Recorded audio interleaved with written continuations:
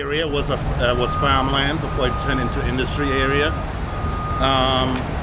It was mainly farmed by American Indians, I do believe, and they took full advantage of the farming in this area because the soil was very rich. So they were able to grow various items like maize. They also had, just a second, okay, they were also able to grow maize, peaches, and other items that they were able to sell in the city of Brooklyn, or they took it on the ferry over to Manhattan. There weren't really many changes from the early 1600s to the 1800s. Everything was basically only farming. Okay, in 1825, urbanization began to take place in Brooklyn. Basically, the coach line was built, which made it easier to transport produce into Manhattan or into the middle of Brooklyn for selling. During that time, also factories went up, like trees basically all over the neighborhood, just like how you see today. When was this?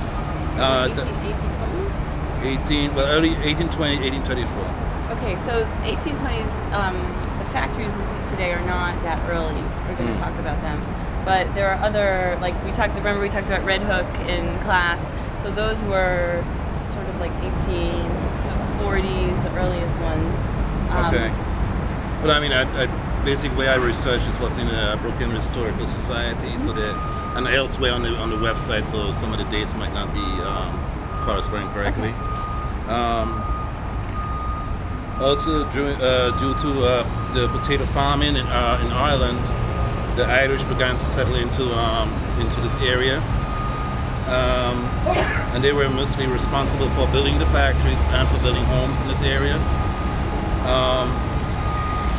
One of the famous architecture that's still standing today is Our Lady Perpetual Help Church, which is higher up.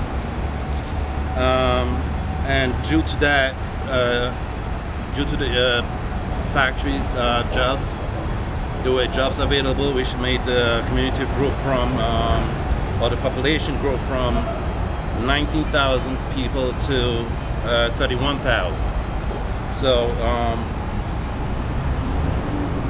the now vast opportunities of jobs, whether the factories, schools, or offices, as it's still today, the area is still mainly populated by Polish and Norwegian immigrants. Also, from what I believe, Russians as well. It's from Scandinavia, I believe. Scandinavian. Sorry. Yes. Because it's near the water, there were shipbuilding jobs near the water. So the Scandinavian immigrants had experience shipbuilding from, their native lands, so they migrated here. Right. Also, during the Great Depression, when the Great Depression began, things started to get hard, and people weren't able to get jobs in this neighborhood, and people were beginning to take in boarders into their own homes just to make ends meet. Also during that time, which I believe was in the early 1930s, the very famous Guano Expressway was built, which put this neighborhood in a stall, because now they didn't need the trains, because if you can see, look in the back down there, you will still see the train tracks down there. They were shut down due to the expressway, because now it was easier for people to get the produce into Manhattan or into. Also, the other reason why the industry shut down over here is because New Jersey started taking over, and they was shipping from over there. World War I, the Brooklyn terminal was built, and that improved the job industry again, and people was beginning to get jobs again, and things was starting to look up. They were doing manufacturing of materials and supplies and shipping it from there as well. And the troops were shipped out from there as well, from that location. And however, when the war ended, the jobs went back down and things started slowing down again in this neighborhood. Great.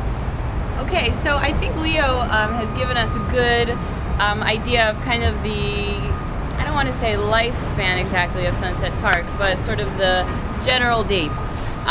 Very rural area until actually not these, but well, the first buildings of Bush Terminal. We're standing by the first manufacturing loft of Bush Terminal, and we're going to go around to see the railroad spur from the other side of the building. But Bush Terminal was the first major industrial work in this neighborhood. There were a few other manufacturers, but nothing on this scale. Sunset Park really thrived as a manufacturing area through the 20s, even the 30s, but as Leo correctly pointed out, as the port of Jersey came to dominate the harbor, because it's a deep water port, it can accommodate container ships, and as manufacturers transferred to trucking, Brooklyn is not, I mean, even with the BQE, it's not exactly the most conducive place for truck traffic. So as industry switched to Jersey, this area kind of declined. But as we'll see, there's plenty of industry still today, not quite as heavy as it used to be, a lot of warehousing, light industry. So it's really, you know, people still use these buildings, but it's not quite at the volume as they once were used. In the beginning, in like the late 1700s, early 1800s, this area was mostly supported by small industry. After the opening of there was a ferry at Water Street near Fulton that was especially helpful for all the farmers around at bringing grain into Brooklyn. And because it was mostly working class and farmers, after I forget the name of the colonel now, bought the Navy. Brooklyn Navy Yard, the land for the Brooklyn Navy Yard. But he got, I don't know, he got a huge grant from, I can't remember, the federal money that was given to him. And so in 1801, he purchased the land for what's now the Brooklyn Navy Yard, but was then called the New York Navy Yard. By 1823, there were lots of companies coming in. The New York Navy Yard was very successful. There was Flint Glass Co., which is now Corning Glass. And by 1812, after the War of 1812, New York's the leading national port. In 1834, the Brooklyn City Charter passed, so Brooklyn gained independence as a city, and pretty much as early as the 1830s, there were proposals for tunnels connecting New York and Brooklyn. The reason being that industry, especially on the waterfront, was growing from the Navy Yard and other companies. In the mid-1850s, there was obviously a boom in mass production and manufacturing. Lower working class population kind of exploded with immigrants from Ireland and Scandinavia, and I think there's a sizable portion of Jewish immigrants too. And what happened is a lot of the companies that started popping up would kind of pit ethnic groups against each other for lower wages, and the companies themselves would offer housing to the people and things like that. And actually, interesting side note, can't remember his first name, but the Pratt Institute, is it William Pratt? The guy who started Pratt was basically, you know, early form of oil tycoon from Brooklyn.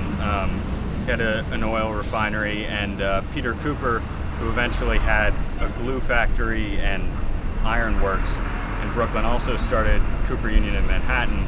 But kind of going in line, you know, companies were giving housing, schooling, everything to kind of promote the working class to come in and learn their trade and contribute to the growth. Also early on, 1830s and 40s, after the Erie Canal was built, there were the Atlantic and Erie Basins, which were pretty major engineering projects. There was a lot of dredging, and all of the complexes along the waterfront, especially after the basins, were streamlined for efficiency. So everything was built to be integrated with the transportation, manufacturing, warehousing. The first warehouse was built in 1844, and the reason why they grew so much towards the mid-1850s is because density in Manhattan was increasing rapidly, and land was expensive, storage was expensive, and it became more of a thing where a lot of the facilities on Manhattan were kind of dilapidated and were pushing more towards smaller, more valuable items. And so industry just started to shift towards Brooklyn. Let's see, what I have after that. Williamsburg also became part of the Port of Brooklyn, and after that it actually exceeded Manhattan in terms of imports and exports. Let's see, there's one quote that referred to the areas, specifically Bush Terminal and some of the other terminals, as arenas, which was basically just trying to describe how everything, you go in and you're surrounded by every aspect of the trade. Let's see, I have Irving Bush himself called the terminal he wanted to make an industrial city within a city, and so one of the things that actually that kind of saved Brooklyn through most of this time was that they made a little bit of everything. There's no single thing that the Brooklyn manufacturing industry was stuck with, and so during the Depression it actually kind of thrived compared to some other areas. Let me see. Do you want to wrap it? Yeah, I mean, this sure. is very good. I think All right. 1898, the city consolidated. Brooklyn became part of it. Barely passed by 277 votes, and that kind of started a whole rivalry between.